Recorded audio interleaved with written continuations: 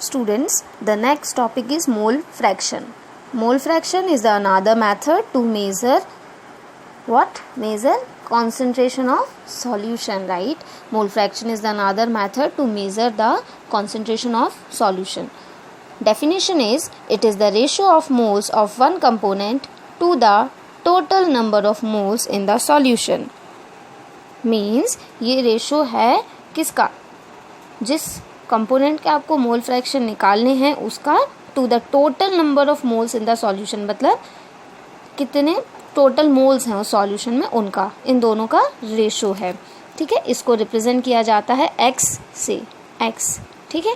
तो x बराबर क्या होता है? मोल्स ऑफ द कंपोनेंट, वो कंपोनेंट जिसके मोल्स हमको फाइंड आउट करने हैं, मोल फ्रैक्शन हमको फाइंड आउट करना है, to the total number of moles in solution, उस सॉल्यूशन में टोटल मोल्स कितने हैं. तो it is the ratio of number of moles of component upon में total number of mole in the solution. ऊपर उस कंपोनेंट के मोल रखे जाएंगे जिसका मोल फ्रैक्शन हमको फाइंड आउट करना है. Suppose we have a solution of two component A and B. Component A and B. A is solute and B is solvent. Solute हमेशा less amount में present होता है and solvent is always in larger amount. So इन दोनों का solution बनेगा A plus B. ठीक है, तो और A के जो मोल्स होंगे वो Na होंगे और B के जो मोल्स होंगे वो Nb होंगे. एज हमने पढ़ा है मोल के बारे में, ऊपर मैंने लिख दिया है मोल्स के बारे में. मोल क्या होता है? गिवन मास अपॉन में molecular mass of that component. हमने इसको लास्ट टॉपिक में पढ़ लिया है. तो मोल्स बराबर गिवन मास अपॉन में मॉलिक्यूलर मास और N से इसको रिप्रेजेंट करते हैं. अगर हम A की बात कर रहे हैं तो ये Na हो जाएगा और अगर B कंपोनेंट की बात कर रहे हैं तो ये Nb हो जाएगा. तो हमने कंसिडर करा है कि हमारे पास एक बाइनरी सॉल्यूशन है जिसमें A एंड B दोनों कंपोनेंट हैं. तो A में कितने मोल्स हैं? Na एंड B में कितने मोल्स हैं? Nb. Let us suppose the solution contain Na moles of solute A and Nb moles of solute B. Then mole fraction क्या होगा? Then mole fraction. तो मोल फ्रैक्शन हम किसी भी कंपोनेंट के निकाल लेंगे, आइदर A के निकालें और हम B के निकालें. तो अगर हम A के निकाल रहे हैं, mole fraction of solute, solute means A की बात करें अभी, तो A, तो उसको रिप्रेजेंट करेंगे XA से. तो XA बराबर मोल्स ऑफ XA, क्योंकि हम जिसके निकाल रहे हैं XA मतलब सॉल्यूट के, तो सॉल्यूट के मोल्स कितने हैं? Na अपॉन में क्या बोला जाता है? Total number of moles in solution. Total moles that means A के भी मोल्स और B के भी मोल्स. तो Na किसके मोल्स हैं? A कंपोनेंट के मोल्स हैं और टोटल मतलब Na प्लस Nb के मोल्स हैं. सिमिलरली अगर मैंने आपसे बोला कि मोल्स निकालने आपको सॉल्वेंट के, दैट मीन्स B के, B कंपोनेंट के, तो इसको लिखे जाएगा XB एंड XB बराबर होगा, ऊपर लिखेंगे moles of component B. B के मोल्स कितने बोले हैं? Nb बोले, मैंने यहाँ पे लिखा हुआ है moles of B is Nb upon में टोटल मोल्स निकालेंगे, that means moles of A and moles of B, तो Na प्लस Nb. तो ये होगा उसका B के कंपोनेंट, B का मोल फ्रैक्शन. तो XA is equals to moles of component, ऊपर वो कंपोनेंट के मोल्स लिखे जाएंगे जिसका मोल फ्रैक्शन हमको फाइंड आउट करना है एंड नीचे हम total moles in the solution लिखेंगे. Now students, the sum of mole fraction of all component is always equals to 1. आपका सॉल्यूशन में कितने भी कंपोनेंट से बना हो बट उनका जो मोल फ्रैक्शन होता है वो हमेशा 1 आता है. अगर वो दो कंपोनेंट से बना है तो XA और XB, mole fraction of XA plus mole fraction of XB is always equals to 1. अगर आपका 3 कंपोनेंट से बना होगा तो XA plus XB plus XC is always equals to 1. So it is fix that the sum of mole fraction is always equals to 1. ठीक है. Now इसको हम जस्टिफाई भी कर सकते हैं कि अगर मैं XA की जगह, XA की वैल्यू थी Na अपॉन में Na plus Nb and XB की वैल्यू कितनी थी? Nb अपॉन में Na प्लस Nb.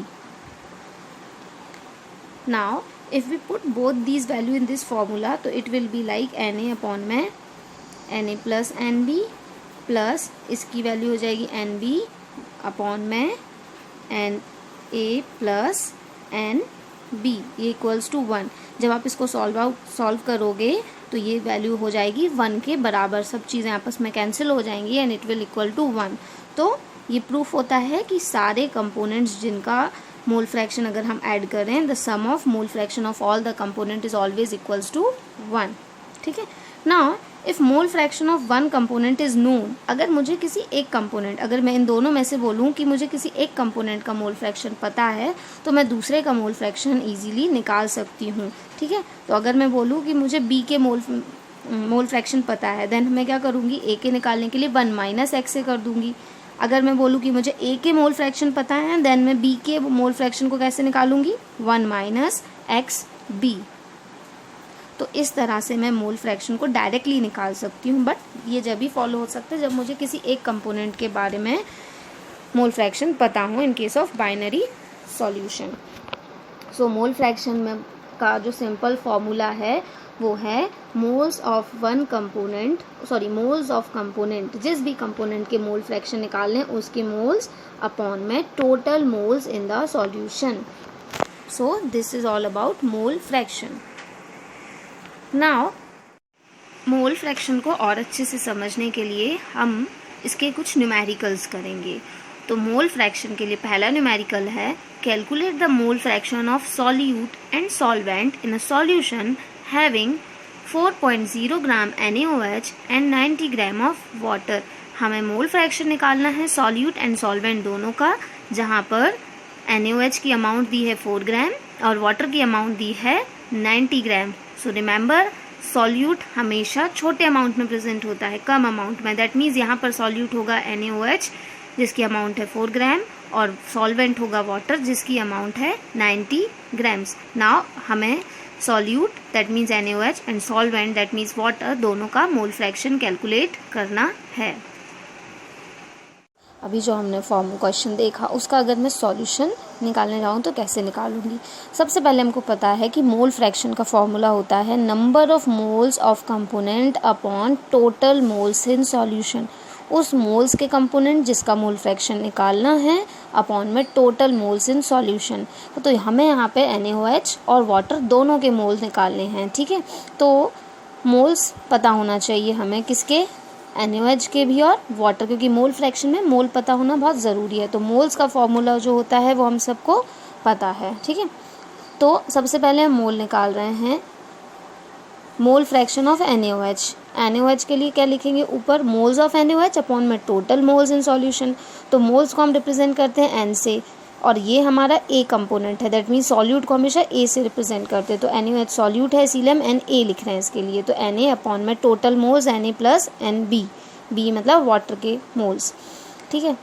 तो यहाँ पर Na निकालना पड़ेगा, तो मोल्स निकालने हैं। Na क्या है, मोल्स है ना, moles of NaOH that means Na। तो Na निकालने के लिए हम लिखेंगे Na is equals to given mass of NaOH upon में मॉलिक्यूलर मास ऑफ NaOH। ये हम मोल्स में पढ़ चुके, मोल्स में पढ़ चुके हैं ना, कि मोल्स निकालने का जो फॉर्मूला होता है वो होता है गिवन मास ऑफ NaOH और any component upon molecular mass of that component. ठीक है। तो अगर हम NaOH के निकाल रहे हैं तो given mass of NaOH upon में मॉलिक्यूलर मास ऑफ NaOH। तो NaOH का जो गिवन मास था वो था 4.0 ग्राम, दैट मीन्स 4 ग्राम, और मॉलिक्यूलर मास ऑफ NaOH होगा 40। वो कैसे होगा, NaOH, ये आप 11th में मैं पढ़ा चुकी हूँ आपको। NaOH is equals to molecular mass निकालेंगे तो सोडियम का मॉलिक्यूलर मास होता है 22.99, दैट मीन्स 23। ऑक्सीजन का मॉलिक्यूलर मास एटॉमिक मास जो होता है वो होता है 16, एंड हाइड्रोजन का एटॉमिक मास होता है 1। तो 23 plus 16 plus 1 is equals to 40, that means इसका मॉलिक्यूलर मास निकला 40। सो हम यहाँ 40 से डिवाइड करेंगे, इसको सॉल्व करने पे आएगा 0.1 मोल्स। ठीक है। तो कितने मोल्स हैं NaOH के, 0.1 मोल। 4 ग्राम में कितने मोल्स हैं NaOH के, 0.1 मोल। सिमिलरली हम NB के निकालेंगे क्योंकि हमको यहाँ पर NB के मोल्स की भी रिक्वायरमेंट है। तो NB दैट मीन्स वाटर के मोल्स। ठीक है। तो given mass of water upon में मॉलिक्यूलर मास ऑफ वाटर। ठीक है। गिवन मास अपॉन में मॉलिक्यूलर मास से हम मोल्स निकालते हैं। तो given mass of water that means 90 gram, molecular mass 18। H2O, hydrogen का एक मॉलिक्यूल का एटॉमिक मास जो होता है 1 होता है, तो 2 मॉलिक्यूल्स का 2 हो जाएगा, एंड ऑक्सीजन के एक मॉलिक्यूल का 16 होता है। ठीक है। तो 2 + 16 = 18, दैट मीन्स मॉलिक्यूलर मास कितना निकला 18, मॉलिक्यूल बन गया ना, मॉलिक्यूल का मॉलिक्यूलर मास है 18, तो 90 divided by 18 when we solve it we get 5.0, that means 5 moles. Now total moles, अगर मैं Na + Nb को टोटल भी कर दूँ, डायरेक्टली टोटल कर दूँ, तो 0.1 अपॉन में 5.0 वी गेट 5.1, तो ये हमने निकाले थे मोल्स। ठीक है, अब हमें मोल फ्रैक्शन में मोल्स की रिक्वायरमेंट पड़ेगी, तो मोल फ्रैक्शन का फॉर्मूला होता है, अगर मैं NaOH की बात कर रही हूँ दैट मीन्स XA की बात कर रही हूँ, ठीक है, NaOH means XA, mole fraction की बात कर रही हूँ, मोल fraction is represented by X, सो हम NaOH को XA से रिप्रेजेंट कर रहे हैं, तो ये होगा Na अपॉन में Na + Nb, moles of Na that means moles of NaOH upon में total moles in solution, that means 0.1 upon में 5.1 that means total moles थे, तो इनको सॉल्व करने पे आंसर आएगा 0.019।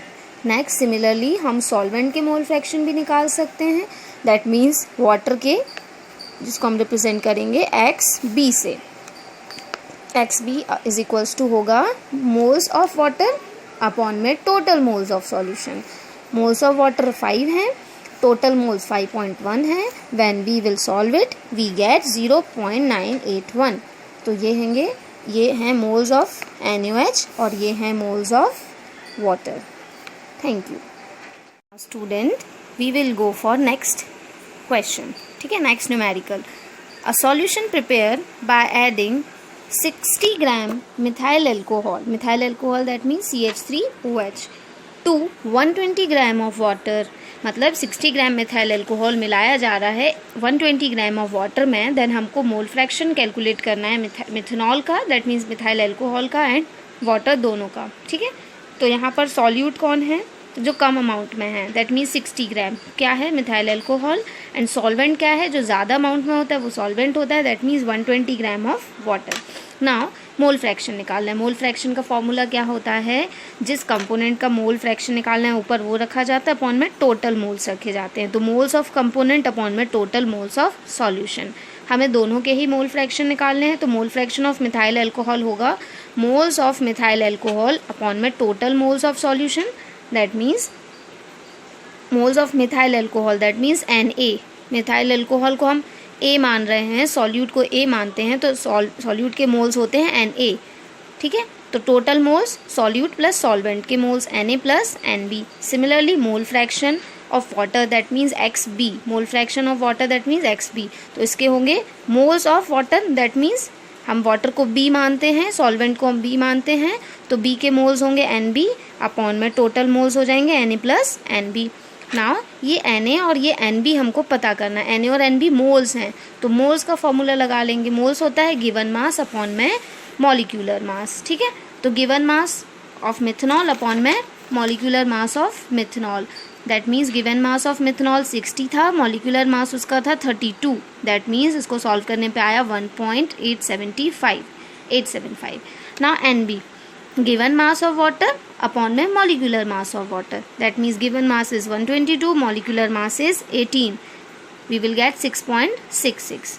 now if Na and Nb find out हो चुके हैं तो इनसे हम अपना मोल फ्रैक्शन निकाल लेंगे, तो मोल फ्रैक्शन हमें मिथेनॉल का निकालना है, मिथेनॉल का मोल फ्रैक्शन निकाला था Na अपॉन में Na + Nb, क्योंकि मिथेनॉल A होता है इसीलिए हम सबको A और B से रिप्रेजेंट कर रहे हैं, ठीक है, B वाटर है, तो Na अपॉन में Na + Nb, दैट मीन्स 1.87 जो ऊपर निकाला था अपॉन में 1.87 और B के हैं 6.66, टोटल करा 8.53, इन दोनों को when we divide both these we get 2.16। Similarly mole fraction of water that means XB, तो ऊपर आएगा Nb अपॉन में Na + Nb, 6.66 अपॉन में Na + Nb को कैलकुलेट करेंगे तो टोटल आ रहा था 8.53, वही होगा 8.53, so when we solve it we get 0.780, तो मोल फ्रैक्शन हमको वाटर के कितना मिला 0.780 एंड मोल फ्रैक्शन मिथेनॉल का जो मिला वो मिला 2.16, तो दीज आर दी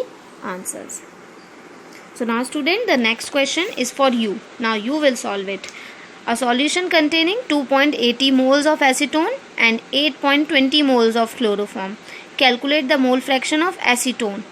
ठीक है, तो आपको 2.80 ग्राम एसीटोन है, that means acetone small amount में, दैट मीन्स ये A है, ठीक है, सॉल्यूट है।